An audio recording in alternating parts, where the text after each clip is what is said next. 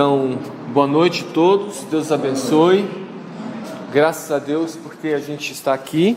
Então, reforçando, estamos na nossa segunda lição do estudo do Evangelho de Mateus.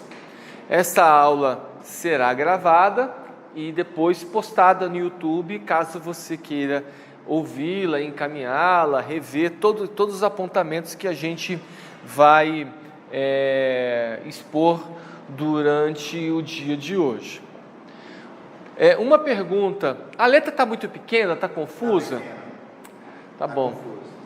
Então eu vou pedir desculpa para vocês. Essa já tem que dar bom para ler. Tá, eu vou tentar nas próximas aumentar. Fizeram esse questionamento, mas eu não tive tempo para editar, porque basicamente, se eu for editar as lâminas, aumentando a letra, eu tenho que aumentar o número de slides, né? Porque aí não vai caber.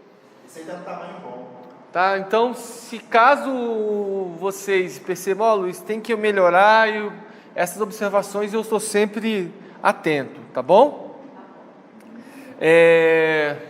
Na aula passada, nós então fizemos uma pequena introdução do Evangelho de Mateus. Nosso intuito era chegar até Mateus capítulo 4, mas nós não conseguimos.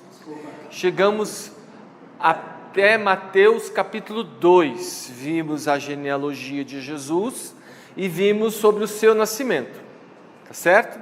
Hoje nós então começaremos Mateus capítulo 3 e nosso intuito é tentar chegar até o capítulo 8 do Evangelho de Mateus, percorrendo todo o Sermão do Monte. Lembra e por que isso? Porque vocês estão recordados que nós falamos que o Evangelho de Mateus, ele possui 6 grandes discursos, que são as partes mais importantes do livro, os discursos de Jesus, onde estão os diversos ensinamentos, principalmente sobre o reino de Deus. Então, nosso foco maior vai estar sempre se detendo mais nesses discursos, por onde tem mais ensinamentos. Isso não significa que a gente vai passar correndo nos outros textos, entendeu? A gente vai estar vendo passo a passo. A gente não vai estar lendo propriamente versículo por versículo, a gente vai estar acompanhando, e o que eu peço para vocês é que vocês estejam com a Bíblia aberta, vocês estejam... Pode fechar a porta aqui? Deixa só encostada. Aí deixa essa aberta. Deixa essa aberta, aquela encostada. Para a gente... Eu me perdi. Então, o que eu gostaria que vocês darem a lida aberta, para estarem vendo detalhadamente o texto. Se você tiver alguma observação do trecho bíblico, você me pergunta, olha, faz uma ressalva, o que é esse ponto aqui do texto? A gente vai e para. E por isso que eu peço para vocês estarem lendo o Evangelho, o conteúdo da lição durante a semana, tá? E a gente vai postar no grupo de WhatsApp também para lembrar o pessoal. Depois, Sr. Natécio, eu pego o seu número para colocar o senhor no grupo, tá bom? Que a gente bota as aulas, repete, tenta fazer algum tipo de discussão, às vezes dá para fazer no grupo. Amém? Bom, então, no capítulo 3, surge, até o capítulo 2, estávamos ali, terminando com Jesus ter ido para o Egito, certo? Até a morte de Herodes. Qual Herodes? Herodes o Grande, o pai dos 4, tá? Esse é o Herodes o Grande. Quando Jesus, e aí o texto pula do capítulo 3, é inaugurado um novo personagem. De cara apresenta quem? João Batista. Não fala nada de Jesus com 12 anos, não fala, era primo de Jesus, não fala da sua infância. Quem retrata isso é Lucas. Mateus não entra nesse detalhe. Ele vai começar falando já do ministério de Jesus, da inauguração desse ministério, e aí traz o relato de João Batista. O único evangelho que mais fala a respeito de João Batista é o evangelho de Lucas, que fala do seu nascimento, da visão de Zacarias, quando ele ficou mudo, que ele detalha a filiação. Não sei se vocês já viram algum filme de Jesus. A maioria dos filmes que falam de biografias de Jesus, a maioria não, muitos deles, colocam João Batista como um cara velho. Vocês já viram? Um profeta assim, de cabelo branco, coisa parecida, Mas eles tinham a mesma idade.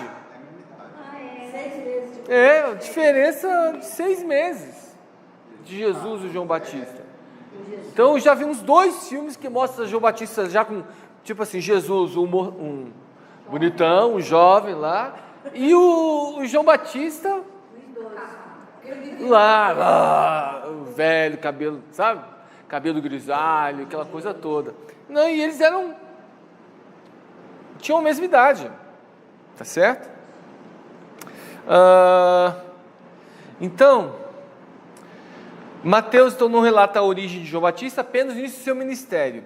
E a mensagem que João Batista falava era arrependimento, a chegada do reino dos céus, fazendo referência ao cumprimento da profecia de Isaías 40, verso 3, que é o que ele falava. Alguém aí pode ler, por favor?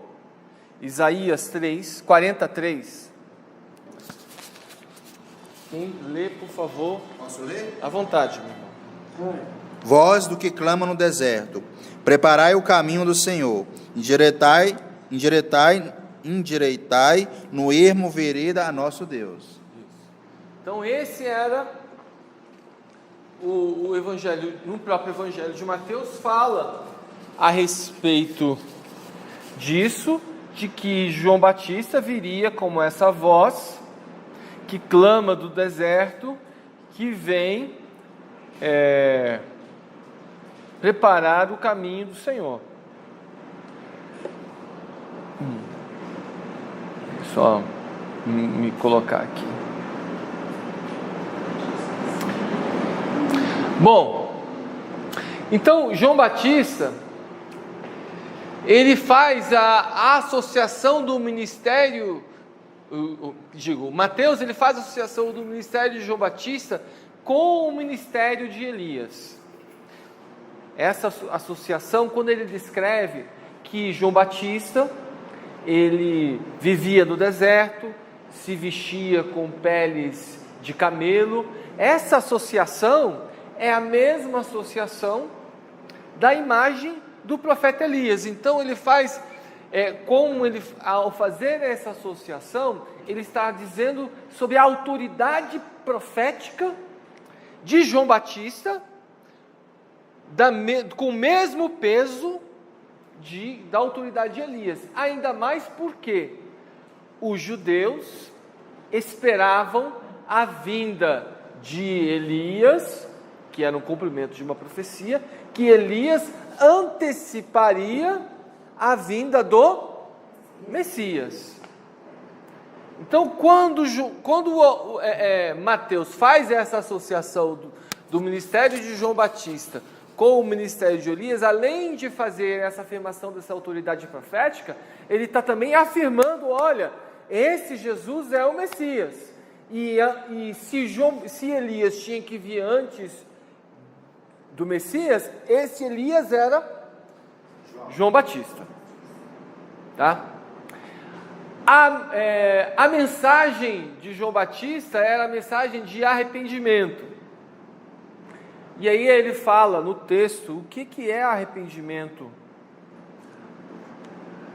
Que era mudança de atitudes e boa frutificação. Caso contrário, o machado de Deus lhe cortará. Olha aqui, ó. No capítulo 3, está assim. Ele fala, no versículo 4, ele fala das roupas de João Batista. E aí ele fala sobre o que é arrependimento para ele. Olha lá no verso 7. 8. Leia, por favor. 3:8. Esse fruto que mostra arrependimento Continue. Não pensem que vocês podem dizer a si mesmos: Abraão é nosso pai. Pois eu digo que dessas pedras Deus pode fazer surgir filhos a Abraão. Até o verso 10. O machado já está posto à raiz das árvores, e toda árvore que não der bom fruto será cortada e lançada ao fogo. Então ele coloca o seguinte: a mensagem de arrependimento significa, para João Batista, arrependimento significa mudança de atitudes e boa frutificação. Isso que Jesus está falando. Como? Por que Jesus tinha que ser batizado se ele não estava incluído? Vamos falar sobre o batismo de Jesus, já. Sobre os batismos de João. Mas é importante a gente associar o conceito de João Batista sobre arrependimento. Percebe que arrependimento, então, não é um sentimento apenas para João. Arrependimento não é você se sentir remorso. Para João, arrependimento significa você passar a ter outras atitudes. É uma mudança mesmo. Não é algo apenas de falar: eu estou arrependido. Para João Batista, você dizer estar arrependido é a mesma coisa do que nada. Ele precisava ter atitudes diferentes. Por isso que ele fala bons frutos. Caso contrário, o machado de Deus lhe será cortado. Alguém quer fazer alguma pergunta em cima disso? Comentário? Então vamos lá. O batismo de João, porque aí João fala de que ele batizaria com água para o arrependimento, mas viria aquele que viria depois dele, que batizaria com o Espírito Santo e com fogo. Então o próprio João afirma que o batismo dele era inferior ao de Jesus. Aí vamos dizer assim, por que seria inferior ao de Jesus? Pela própria, digamos assim, natureza do batismo que Jesus ofereceria. Era de fato a ação de Deus nas nossas vidas. Não de que Deus não estivesse agindo por intermédio de João Batista, mas porque de fato ali seria o próprio Deus afirmando. Como o próprio João disse, ele estava ali apenas preparando o caminho. Ele seria apenas alguém que introduziria. E vamos dizer assim, quanto tempo será que João Batista foi o ministério dele? A Bíblia não relata, mas pelo visto não foi muito tempo. Foram 1 ano, 2, 3 anos, não sei. Mas se você for pensar 3 anos, é nada. Então ele preparou o caminho do Senhor, preparando as pessoas para ouvir a mensagem de arrependimento. E para quem ele direcionava essas mensagens? Principalmente, para quem que ele disse aquelas palavras? Ele disse para as lideranças religiosas, para os fariseus e saduceus. É o que está escrito aí, não é? Olha lá, ó. Mas ele não falou para eles, verso 7. Quando viu que muitos fariseus vinham para onde ele estava batizando, disse: raça de víboras. Ele não falou raça de víboras para Herodes, falou para aquele grupo de religiosos. E a gente vai falar por que eles foram concebidos como raça de víboras. Como é que eram esses fariseus e saduceus? A gente vai falar com eles ali mais na frente, tá? Mas vamos ver essas referências a respeito desse batismo com o Espírito Santo e com fogo? Vamos aí, por favor. Alguém abra, são 2 textos em Isaías 32, 15 e 44, 3. Depois Ezequiel 11, 19 e 36, 26. E também tem 39, 29. Joel 2, 28. Zacarias 2:10. 12:10, por favor. Gostaria que a gente lesse. Vamos ler o texto de Isaías 32:15. Quem achou? Pode ler, por favor. Até que se derrame sobre nós o Espírito lá do alto, então o deserto se tornará em pomar, e o pomar será tido por bosque. Isso, 44:3. Isaías 44:3. Achou? Porque derramarei água sobre o sedento e torrentes sobre a terra seca. Derramarei o meu espírito sobre tua posteridade e a minha bênção sobre os teus descendentes. Amém. Ezequiel 11:19. Quem achou? Pode ler, por Enquanto favor. eu observava os querubins... Ah, não, mentira. Esse aqui é o 10. 11. 11:19. Darei a eles um coração não dividido e porei um novo espírito dentro deles. Retirarei deles um coração de pedra e lhes darei um coração de carne. Amém. Mas 36:26. Ezequiel, quem achou? 36:26. Ezequiel 36:26. Achou aí, Robert? Não? Não. Ainda não? Quem achou Ezequiel? Pois não. Leia. 36:26. Dar-vos-ei coração novo, e porei dentro de vós espírito novo. Tirarei de vós o coração de pedra, e vos darei coração de carne. Zacarias 12:10, é o último trecho. Sobre a casa de Davi. Espera aí, aqui, ó. 12:10. Leia. E sobre a casa de Davi e sobre os habitantes de Jerusalém derramarei o espírito de graça e de súplicas, e olharão para mim, a quem transpassaram, e o prantearão como quem planteia por um unigênito, e chorarão amargamente por ele, como se chora amargamente pelo primogênito. Isso com respeito ao quebrantamento que o Espírito Santo opera em nós. Perceba então que toda a ação do Espírito Santo, do batismo com o Espírito Santo, é fazer com que o seu coração seja transformado. Alguém pode dizer assim, então, o que é batismo com o Espírito Santo, Luiz? É coração transformado. Não é apenas revestimento de poder. Revestimento de poder para o batismo do Espírito Santo é muito pequeno. A consequência de um coração transformado é o revestimento de poder. E o fogo? É a ação purificadora. E como é que Deus purifica? Como é que fogo purifica? Queimando. É nas nossas lutas, nos confrontos, na oposição espiritual que você vai enfrentar. Se você pensa que seguir a Jesus, ser batizado no Espírito, será sinônimo de uma vida boa, você entrou num barco errado. É doloroso, né? muito errado. Mas o texto não fala doloroso.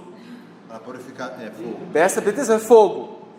Porque a gente fala doloroso, passa a ser uma coisa pesarosa. E não é. Porque na medida que o Espírito Santo age em nós, dando um novo coração, novamente, um novo espírito, mesmo diante da perseguição, do problema, da luta, a gente se vê renovado. A gente tem alegria. Então, a gente fala assim, manda mais fogo. Quebra mais, Jesus, né? No vaso novo. Ora, quebra mais, Senhor. Tem gente que nem canta aquele cante. Eu quero ser Senhor amado.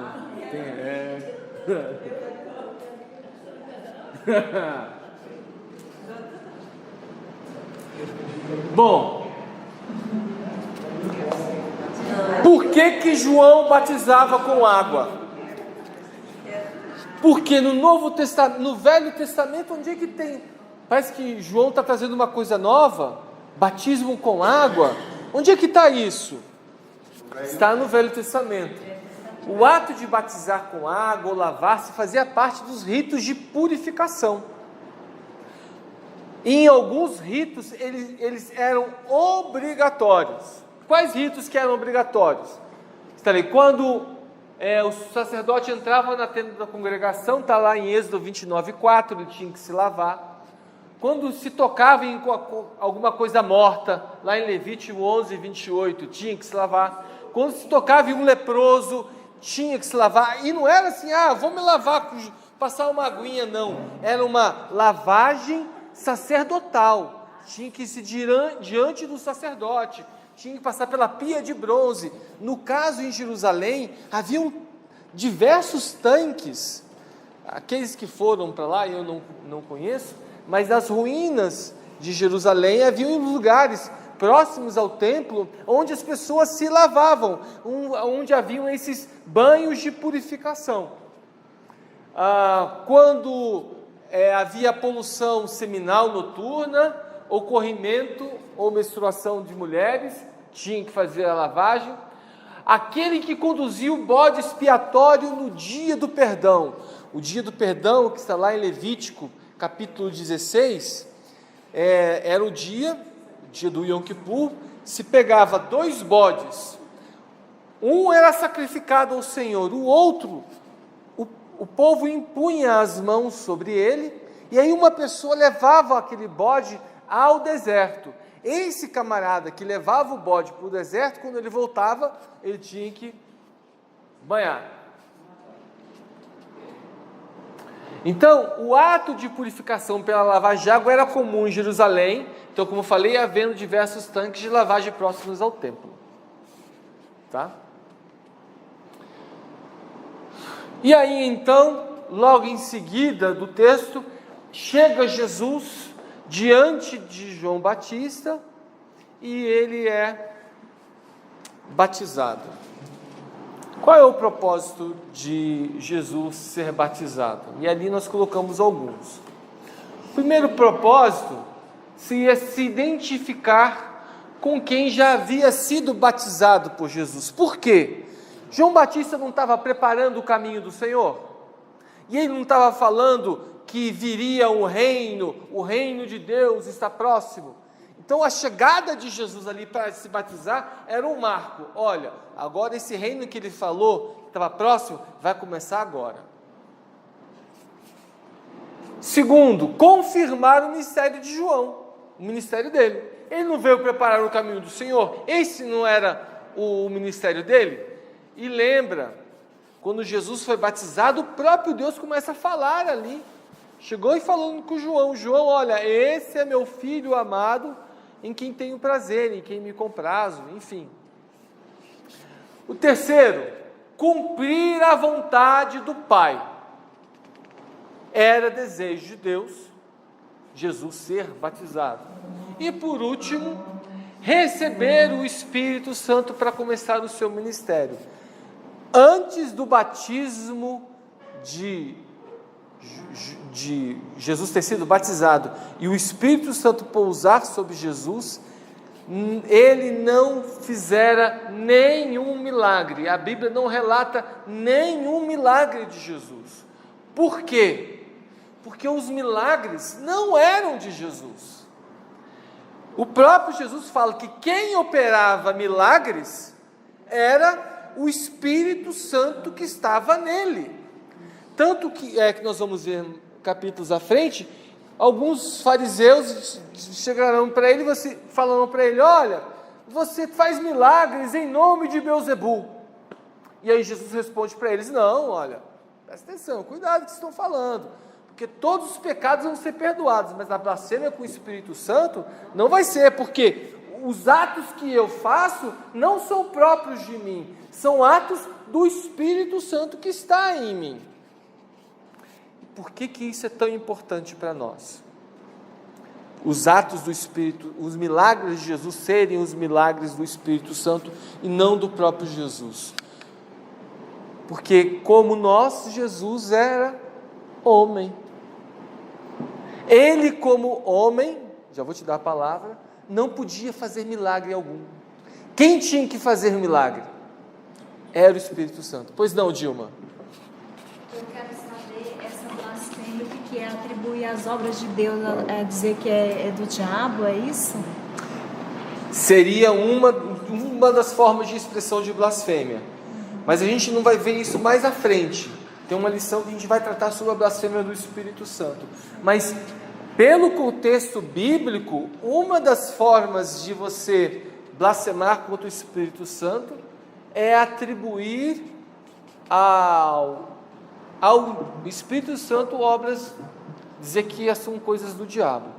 Aí você vai dizer assim, então eu vou virar as costas para essa pessoa, porque ele blasfemou contra o Espírito Santo. Quem vai dizer que o Espírito Santo se sentiu blasfemado, vai ser o próprio Espírito Santo. Não cabe nós tomarmos a defesa do Espírito Santo para dizer, fulano, você blasfemou. Entendeu?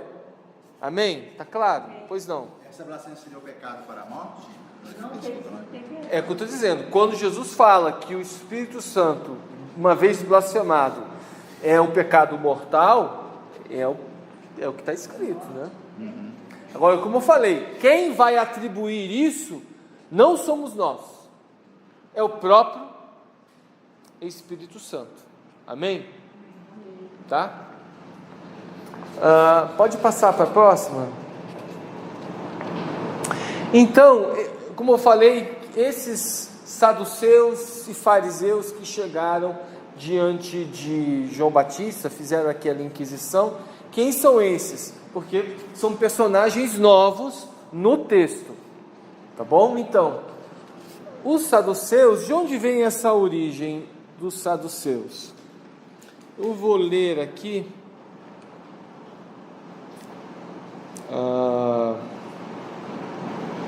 Pronto. O nome saduceu procede de Zadok, ou Sadoc.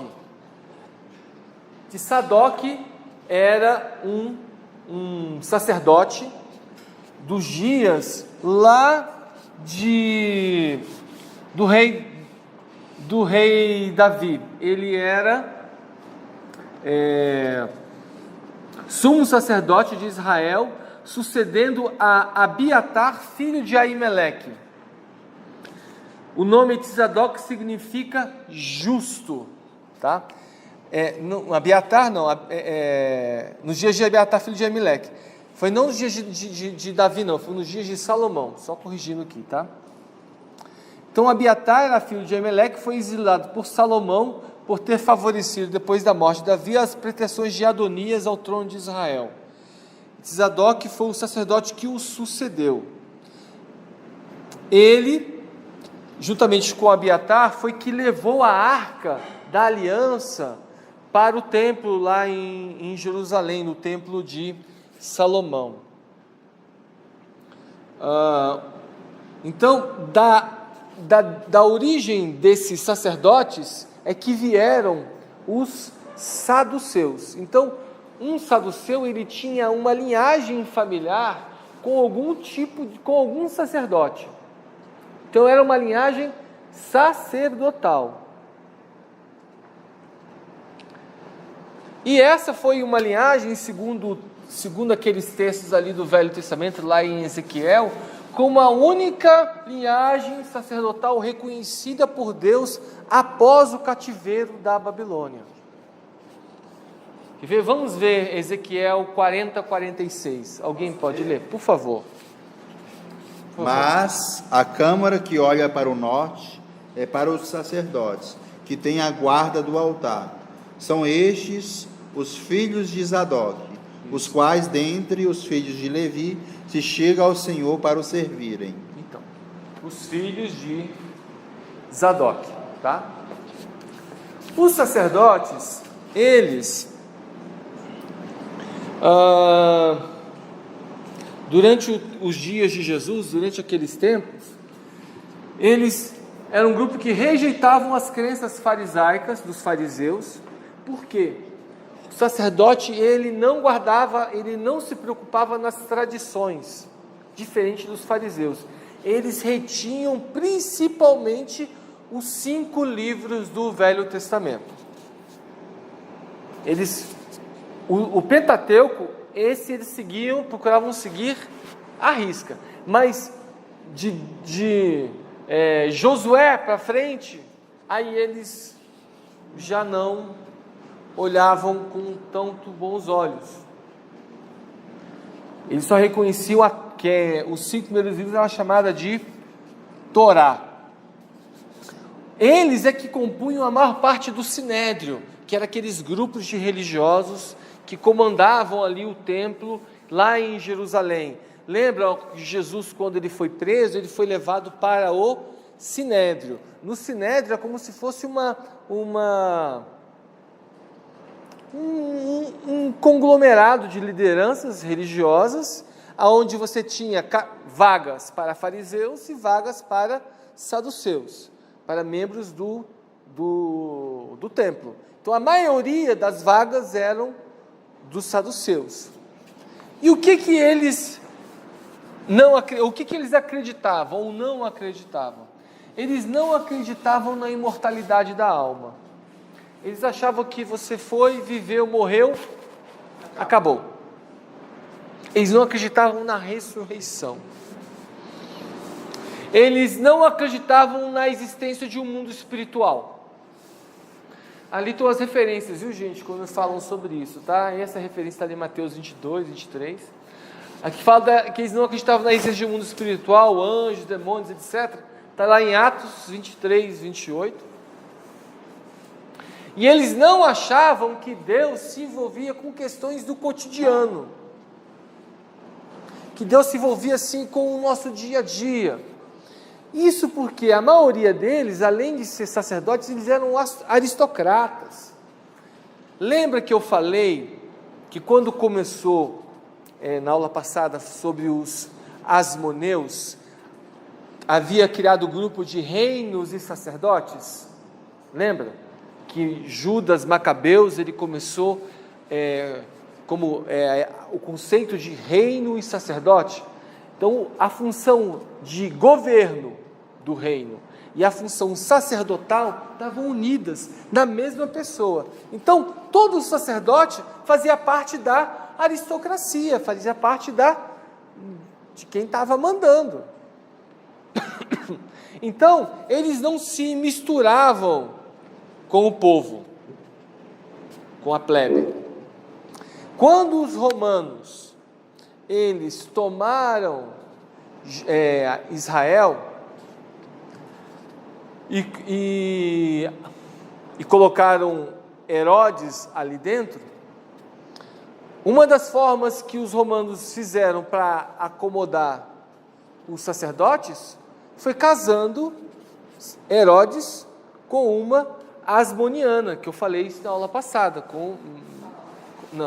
era Mariana, acho que o nome dela, eu tenho que olhar na aula passada. Ela era descendente da linhagem real dos asmoneus, ela era sobrinha neta de Judas Macabeus, e casou com Herodes.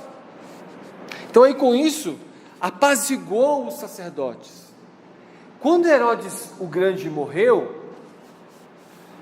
aquele Herodes Arquelau ficou governando Jerusalém. Ele começou a ter problema com os sacerdotes. O que os sacerdotes fizeram? Eles foram até Roma, falaram com o imperador foi lá e tirou Arquelau do governo da Judéia e matou ele. E quem ficou governando a Judéia foi a própria Roma. Então, os sacerdotes tinham uma ligação próxima com o Império Romano, porque eles eram de família aristocrática, eles estavam ali, não estou querendo perder a minha boca. O pessoal assim, tipo o MDB, que está sempre no governo, sabe? Cai governo, entra governo de direita, ele está no governo, entra governo de esquerda, ele está no governo, não importa como, ele está sempre lá. Era mais ou menos assim, tá? Então eles eram muito ligados a questões políticas. Quando chega Jesus e começa a falar de que, por exemplo, o templo vai ser destruído, a função sacerdotal está ligada ao templo, eles se sentiram altamente ameaçados. Quando chegam falando que Jesus seria o rei, não, peraí, se esse cara é o rei, vai ter problema com os romanos, a gente vai ficar com problema também. Então essa é uma das questões que os saduceus tinham problema com Jesus. O outro grupo eram os fariseus. A palavra fariseu significa separado, afastado. Ou seja, a palavra fariseu e santo é o mesmo significado. Santo não quer dizer separado também? Ué. O fariseu é aquele que se separava. Mas não era santo. Por quê? O conceito de santo para Deus não é que se separa das coisas, mas se separa para as coisas. Eu me separo para Deus. Eu abro mão das coisas do mundo para me dedicar ao Senhor. Essa é a ideia de santidade, de ser santo. Já os fariseus, eles eram separados eles se separavam das pessoas, se separavam das coisas, se separavam de tudo, tá?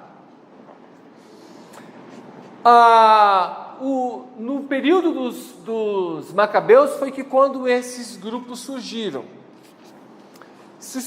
Eles surgiram em função da perseguição que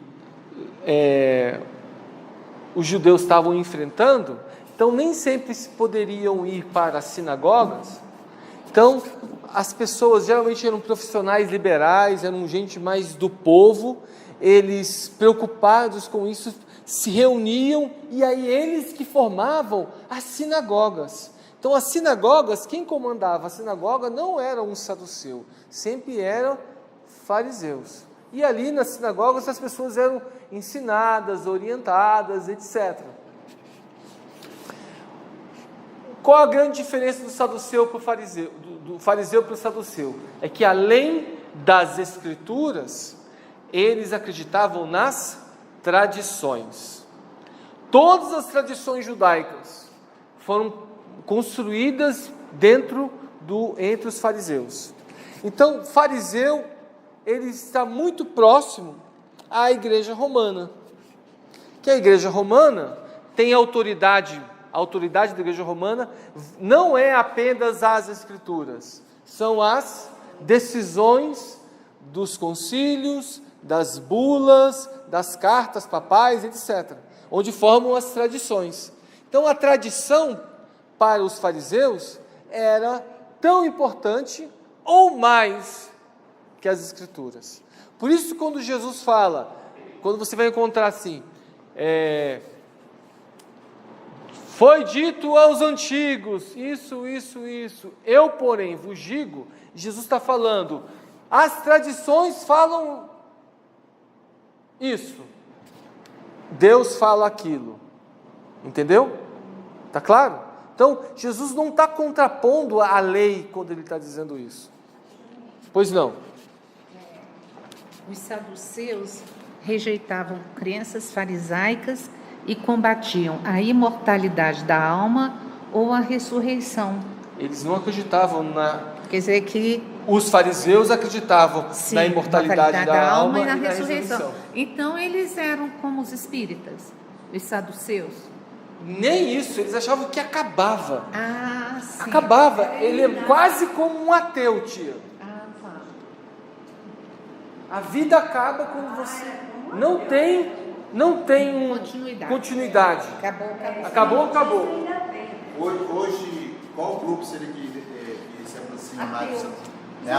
Os agnósticos são mais próximos dos saduceus. Os testemunhos de Jeová parece que acreditavam assim também. Não sei, eu não tenho conhecimento detalhado sobre isso.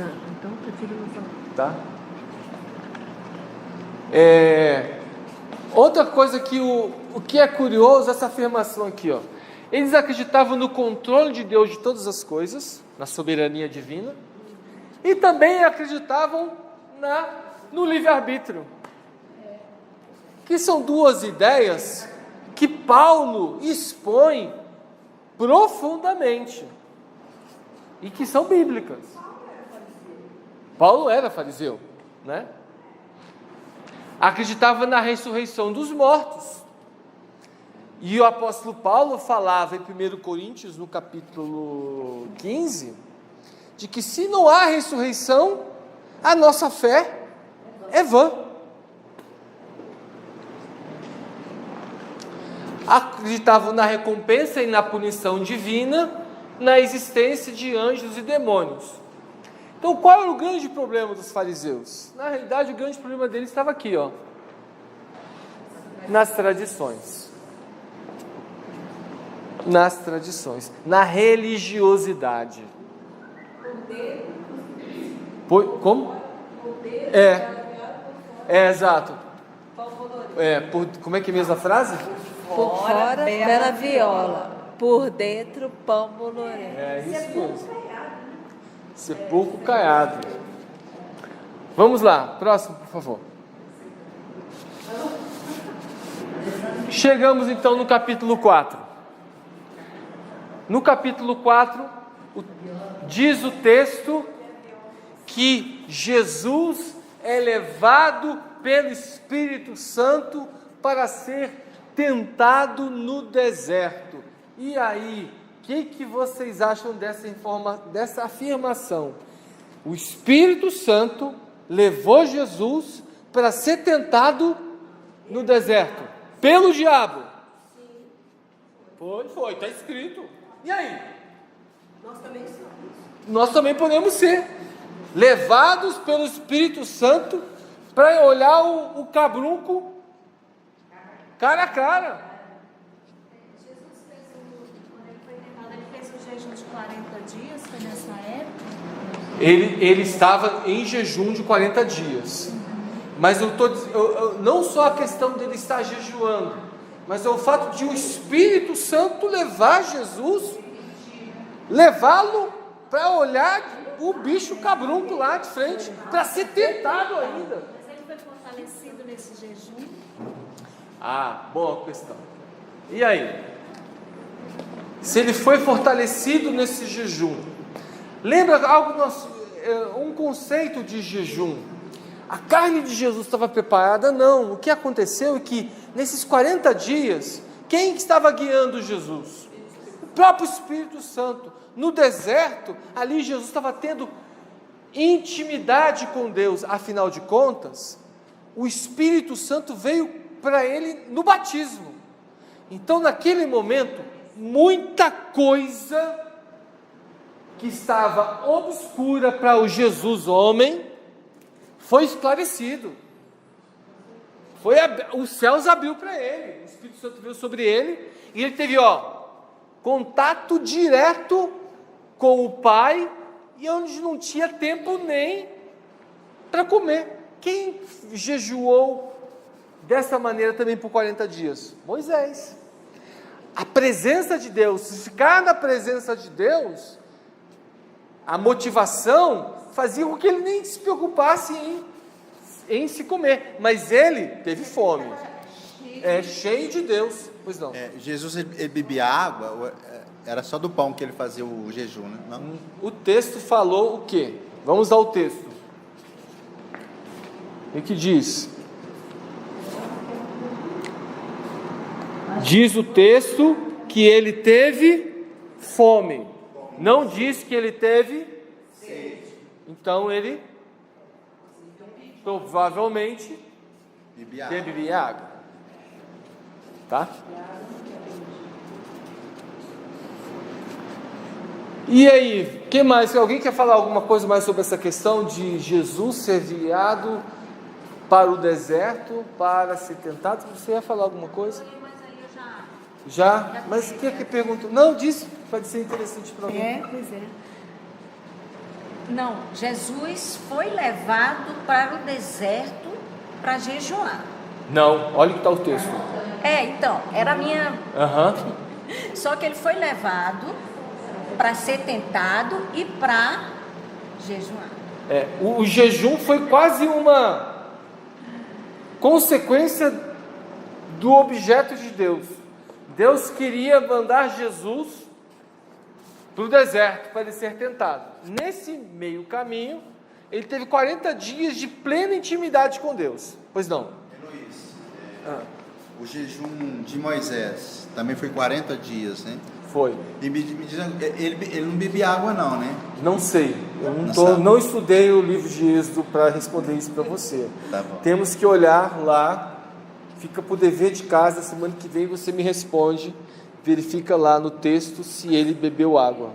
Tá certo? Tá certo. Porque eu não sei. Se eu soubesse agora de cor, eu não posso dar uma informação para você. Jesus teve fome. Jesus teve fome. Moisés não fala que teve fome, não. É que ele fez uma pergunta sobre Moisés. Pois não, alguém quer fazer? Irmão Atesta, tem pergunta? Não? Bom, nesse momento da tentação, e aí vem uma coisa que eu acho que é uma regra, de como que o diabo tenta o cristão, tá bom? Por quê? Aquele que não é cristão, o diabo tenta de outras maneiras, mas quem é cristão, uma das maneiras que o diabo tenta é deturpar as escrituras com vista a atender desejos pessoais e não a vontade do Senhor. De pegar as escrituras e o cara fala assim, e fazer com que, se eu olhar desse jeito, eu vou gostar melhor do que se for de outro. O pastor sempre fala assim, ó, pancada, mas que Deus é amor também, não é? Mais ou menos assim, para tentar justificar algum tipo de comportamento. Hoje eu creio que a forma como o diabo faz, ele vai, digamos assim, maquina, e aí você ou esquece, ou você, mas também, se eu pedir perdão, ele vai me perdoar, digamos assim. Não está escrito? Se você confessar os nossos pecados, ele é fiel e justo para perdoar os nossos pecados e purificar de toda justiça. Então, se eu pecar agora, Senhor, depois eu peço perdão. Isso é uma forma de tentação. Assim que o diabo nos tenta. E qual foi a estratégia de Jesus diante dessa tentação? Jesus, o oposto, ele deixou ser guiado por Deus.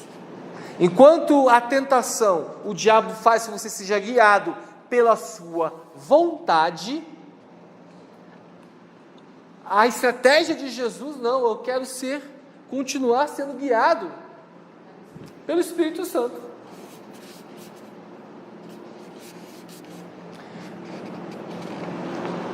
Na estratégia do inferno, na tentação, ele falava assim, olha, vamos pegar os textos que você vai mais gostar. Tem um autor chamado Juan Carlos Ortiz, ele tem um livro chamado O Discípulo. Aí ele falou o seguinte, que tem o Evangelho e o Evangelho segundo os santos evangélicos. Aquele cara que pega a Bíblia, aí a Bíblia é toda pintadinha. Ele lê a Bíblia, mas só aquilo que está pintadinho é aquilo que é bom, né? Aquilo que está arrochando, ele pula.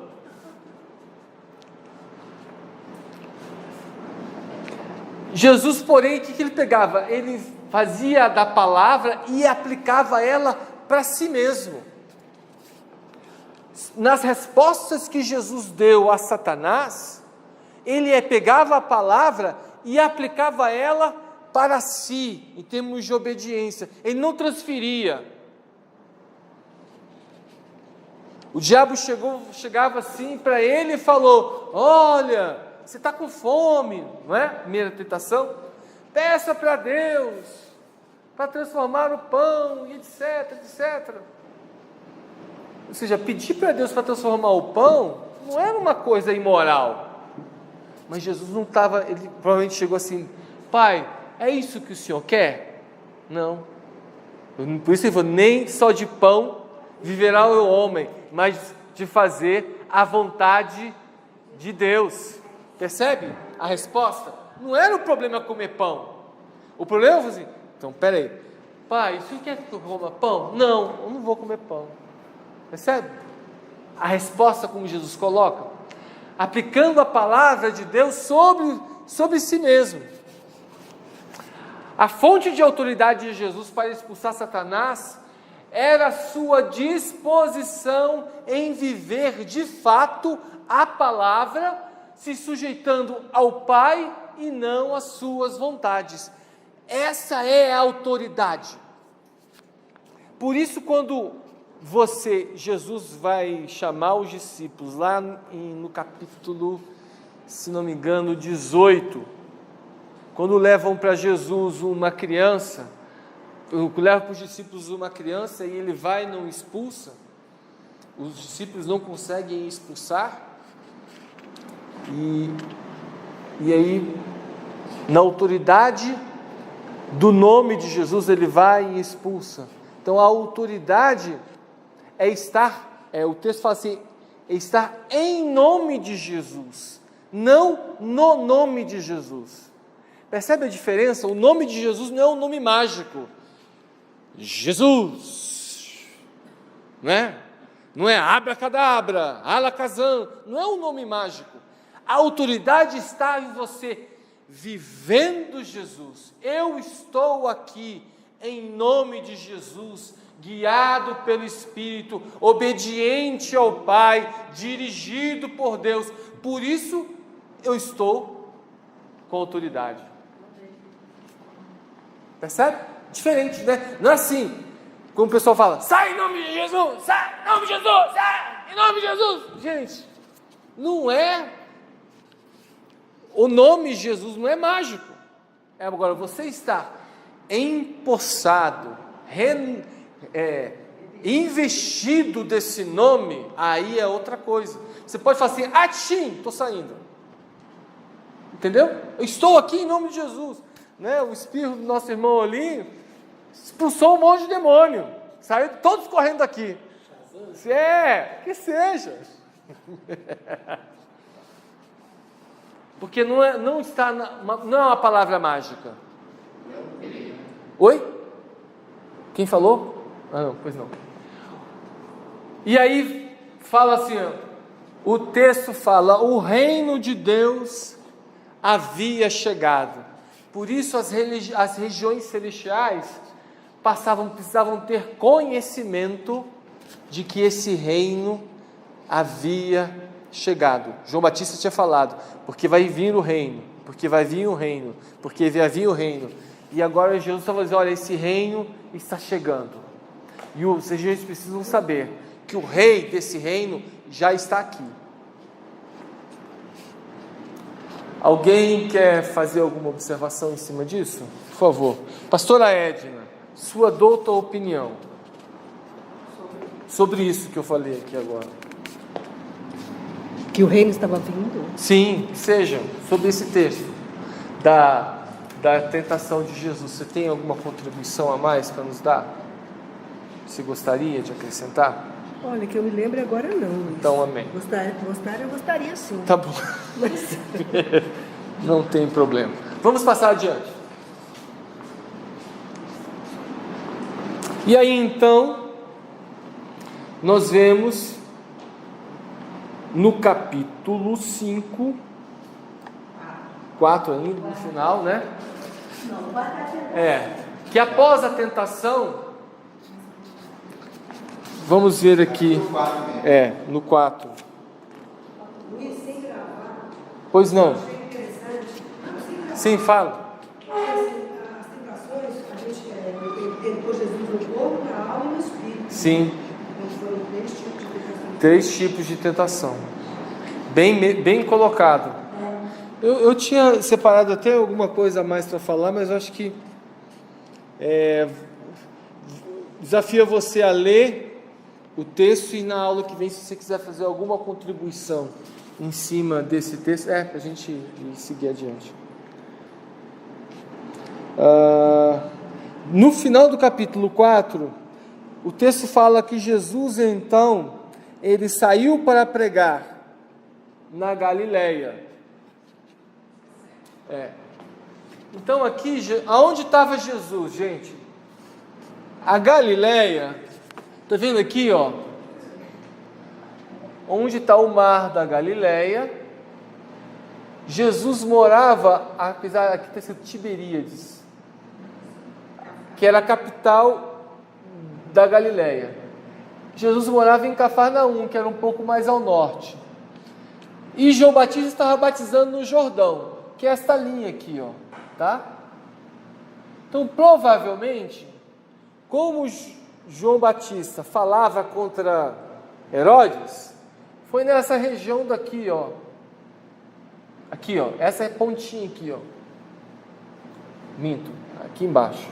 Porque Herodes comandava a Galileia, que é essa parte toda aqui, e a Pérea, toda essa parte aqui. Então, ele ficava ora aqui na Galileia, ora aqui na Pérea. Então, aqui está o Rio Jordão, então Jesus foi batizado nessa região aqui, provavelmente. Mas aí ele foi batizado, voltou para a Galileia.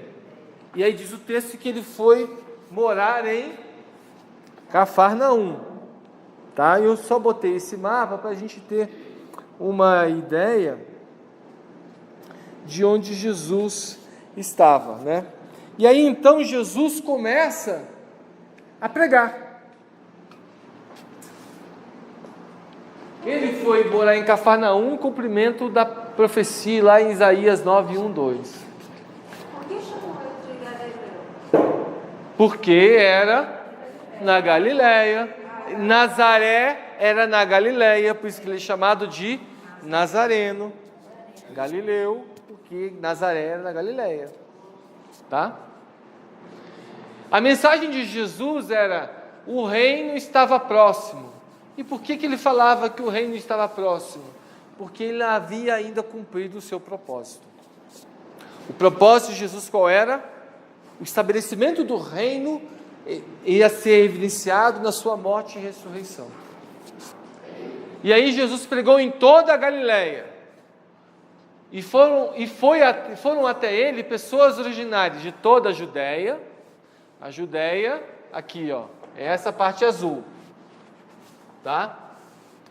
De Decápolis, essa pontinha aqui, ó. Essa pontinha aqui era controlada pelos romanos. Era uma ponta. Eram, por isso Decápolis. Todas gentias. Tá? Das 10 cidades gentílicas localizadas a leste do Jordão. Então são essas cidades aqui. Jesus várias vezes vem para essa região aqui, onde ele expulsou os demônios. E algumas das vezes, porque ele tinha um confronto com as lideranças farisaicas, e aí Jesus ia para o mundo gentílico para distensionar. Então Jesus usava de estratégia. Quando ele via que tinha muita oposição, ele ia dar vou dar uma passadinha lá entre os gentios. Ele chegou a ir até essa região aqui, ó. Região Sírio, Fenícia. Aqui, ó, nessa região aqui. Quando vem aquela mulher que pede para Jesus curar, ele falou assim: não, primeiro eu tenho que dar para os meus. Ela falou assim: olha, lembra a mulher, os cachorrinhos? Aí Jesus foi, ele falou, está em Mateus, acho, capítulo 9. Aqui, lembra que eu falei que são 4 filhos, os 3 filhos? Aqui era uma região de um outro Herodes, que agora eu não lembro qual. Tá? Mas Jesus chega aí também nessa região. Antipas, Arquelau, acho que é Filipe.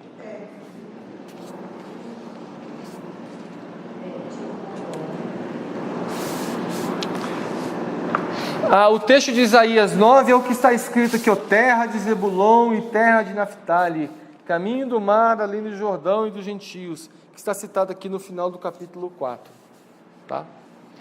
E aí então, Jesus sai e começa a chamar alguns discípulos, está aqui no final do capítulo 4.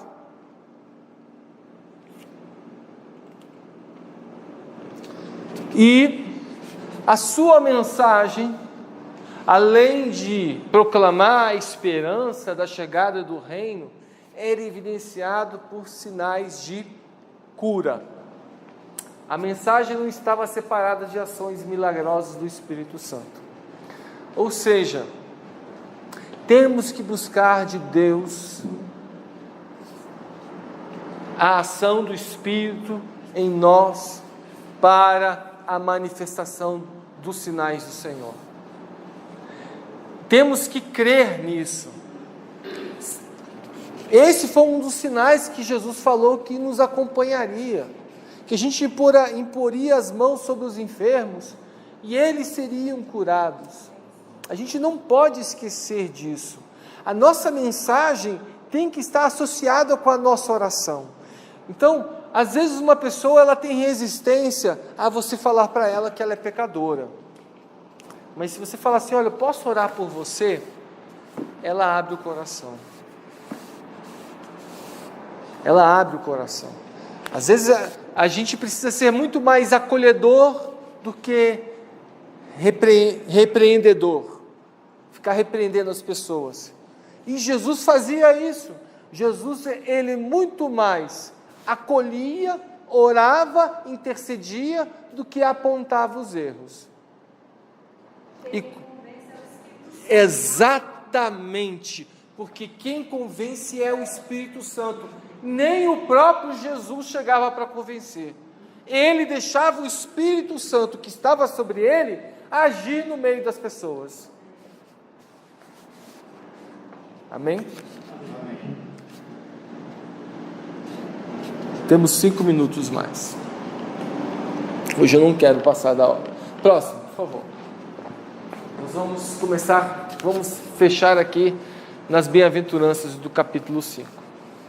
E aí então, Jesus começa seu ministério. Nesse exato momento, João Batista já estava preso. E ele começa a pregar. E o primeiro grande discurso e o maior discurso de Jesus é o Sermão do Monte.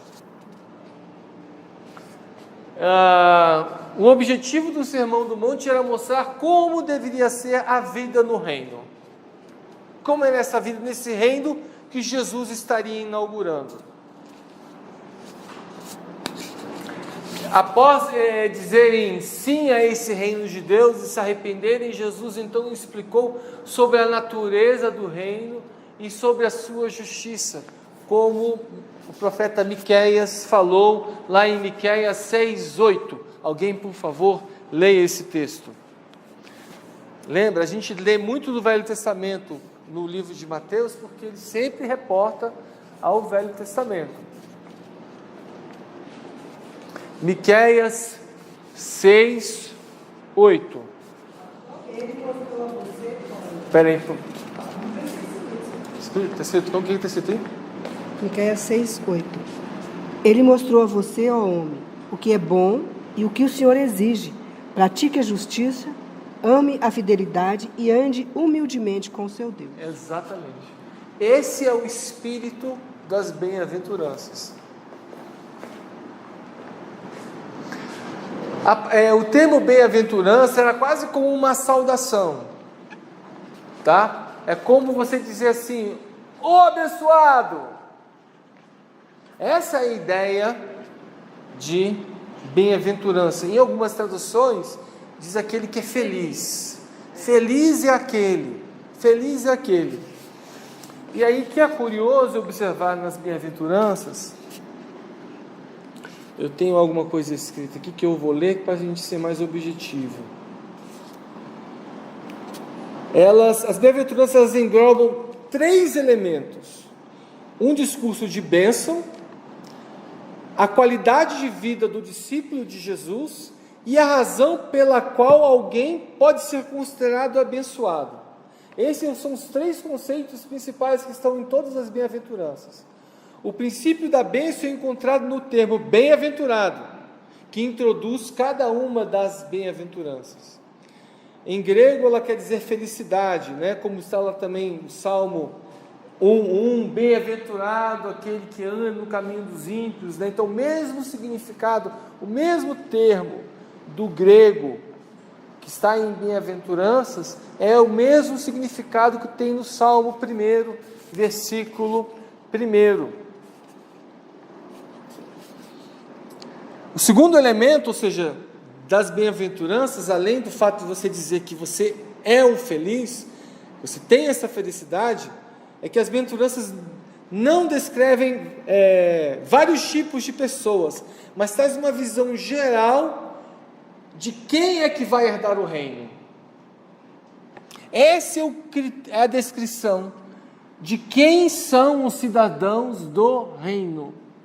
Vamos dizer assim, aqui nas bem-aventuranças está a nossa imagem. E a terceira parte de cada bem-aventurança que nos dá uma visão de alguns aspectos da chegada do reino. O que vai acontecer com você quando esse reino chegar? A nossa herança, as promessas que estão associadas ao reino de Deus. Primeira bem-aventurança, quando diz ali, humilde de espírito ou pobre de espírito. Tem várias tem diferenças aqui. A ideia é que Deus abençoa aquele que se humilha. A palavra de Deus fala que Deus resiste ao soberbo, né? E se agrada do humilde. Então, qual é a recompensa do pobre de espírito? É o reino. O reino dos céus a ele pertence. Ou seja, você presta atenção, você passa a ser proprietário do reino, não o reino que te tem, aquele que se submete ao Senhor. Ou seja, você é colocado numa posição de autoridade quando você é pobre de espírito, humilde de espírito. Quando você se submete ao Senhor, Deus te coloca na posição de autoridade. Oi, pois não? É que há um entendimento muito complicado acerca disso, porque muita gente, eu já vi as pessoas dizerem que os pobres de espírito são pessoas que são espírito de porco, que não sabem o que querem, entende? Misericórdia. É, misericórdia mesmo, porque é uma deturpação, situação, sabe? Quando fala pobre, eles acham que... já ouvi pessoas com essa expressão. Pois é. São pobre de espírito. Acaba sendo uma distorção de uma afirmação bíblica. Para dizer, não, cara, você tem que ser o rei da cocada. Esse negócio, levanta a sua cabeça, você é o cara. Você que manda, você não pode deixar se passar por cima de você, não é? É que os princípios do reino de Deus, que estão descritos nas bem-aventuranças, são completamente opostos às leis e os princípios deste século. Exato. Segunda bem-aventurança que nós temos ali, os que choram. Diz o texto, eles serão consolados. A outra fala dos brandos e pacíficos, e algumas outras versões fala dos mansos. Diz o texto que eles vão herdar. O salmista também fala isso. Isso. Salmo 37 fala sobre isso. Então, os mansos herdarão a terra. Refere-se novamente àqueles que são humildes diante do Senhor. Que da mesma, ou seja, eles terão autoridade e vão herdar, vão ser proprietários. O reino que Jesus anunciou, então, era um reino, quando fala assim, herdarão a terra, é um reino que chegou até nós. Então, quando essa afirmação de herdar a terra, significa algo concreto, algo presente. Não é um reino apenas dos céus. É um reino que chega aqui agora, que chega no nosso dia. A gente vai herdar as coisas que Deus tem para nos dar, coisas aqui também nessa terra. Amor, alegria, paz, longanimidade, benignidade, bondade, mansidão, domínio próprio, essas coisas é que nós vamos herdar, que Deus nos concede. Elas são muito maiores que qualquer bem. O fruto do Espírito. Não, isso está em Efésios 5. 1 Coríntios 13 está o dom do amor. Isso. É Gálatas 5. Gálatas 5, desculpa. Não é Efésios 5 não. Efésios 5 é a armadura. Os puros de coração são aqueles que vão ver a Deus.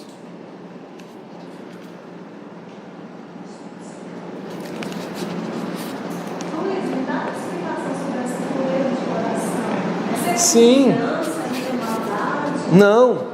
O puro de coração é aquele que é perdoado. É o arrependido. O arrependido que a gente viu agora, que ouviu essa palavra e está frutificando uma nova vida. Esse é o puro de coração. Esse é aquele que foi reconciliado com Deus. Que o apóstolo Paulo fala em Romanos, no capítulo 5. A Bíblia fala que se ele nos amou quando a gente ainda era pecador, muito mais agora que fomos reconciliados, ele não vai nos perdoar. Então aquele que busca, aquele que vai ao encontro de Deus, aquele que está buscando a santificação, esse é o puro de coração. Esse vai ver a Deus, que está arrependido. São aqueles que são realmente salvos, que são limpos de coração, cuja vida foi transformada pela graça de Deus. Eles ainda não são totalmente puros, mas sua intenção aos olhos de Deus mudou. Ou seja, apesar dos pecados que a gente possa cometer, Deus olha para nós e percebe que os nossos olhos são diferentes, que o nosso coração é outro. Percebe? Amém? Então, você vai ver a Deus. Aqueles, os pacificadores, são aqueles que têm paz com Deus e vivem em paz com todos os homens. São chamados de pacificadores não porque foram regenerados pela sociedade, mas sim pelo poder transformador do Evangelho. São pessoas que levam o Evangelho da paz. E por fim, os bem-aventurados que sofrem perseguição. Digamos assim, é a mais incoerente de todas as bem-aventuranças, porque bem-aventurados aqueles que são perseguidos por causa de Cristo. E parece ser difícil a gente aceitar isso, mas ela também reserva uma das maiores recompensas, porque também é deles o reino dos céus. Percebe aqui, é a mesma. Do pobre e do perseguido.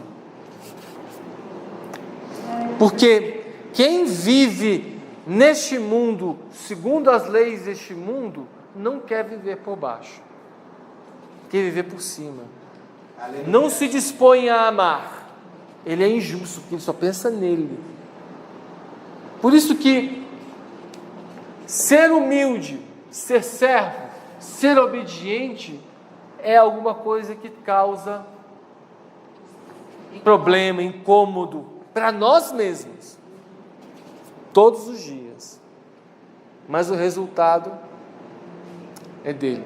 Aqui nós temos as comparações que eu coloquei, depois vale a pena você olhar os valores de Deus nas bem-aventuranças e os valores do mundo que são completamente opostos, né? Que os valores do mundo é autoconfiança, competência, busca de prazer, orgulho, poder, satisfação, ser justo aos seus próprios olhos, ser liberal, ser competitivo, ser popular. Pois não. Hedonista vem dos gregos, né? A palavra hedonista é aquele que busca prazer. Prazer. Tá? Então, meus amados, nós vamos interromper aqui no final do Sermão do Monte. Na próxima semana, a gente chega ao capítulo 9. Amém? Porque é muito rico, não dá para a gente também ir passando assim todo o sermão. Nós vamos encerrar assim. Deus abençoe, em nome de Jesus.